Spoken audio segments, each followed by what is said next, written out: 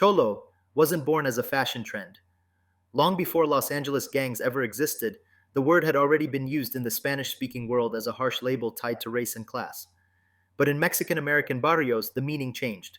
Over time, Cholo became an identity built from survival, pride, and the need to belong in neighborhoods shaped by segregation, poverty, and constant pressure from the outside world.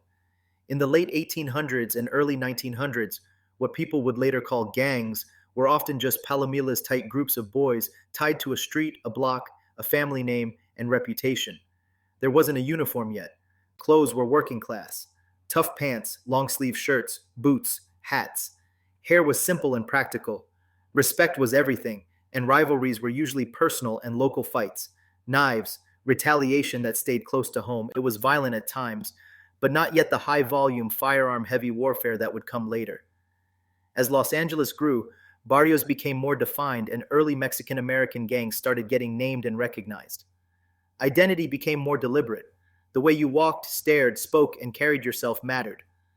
Slang evolved into early Calo Street Spanish mixed with English because coded language equals power.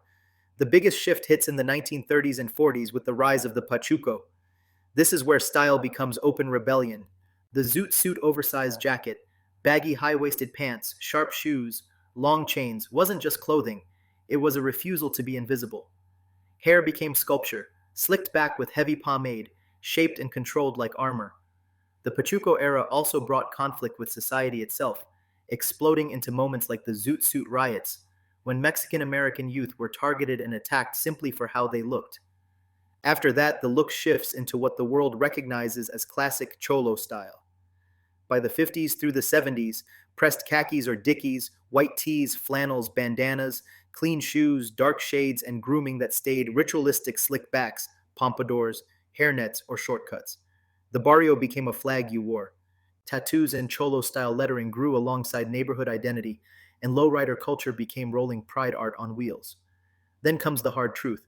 By the late 70s into the 80s and 90s, gang violence rises sharply, and the 90s become the peak era for gang related killings in Los Angeles. The look gets baggier, tattoos heavier, posture colder because the streets get deadlier. In the 2000s and beyond, gang homicides generally decline compared to the 90s peak. But the culture doesn't disappear, it spreads. The internet turns Colo style global, and younger generations remix it with modern fashion, while the core signatures stay alive: creases, flannels, tattoos, plaques, lowriders, and that unmistakable stance.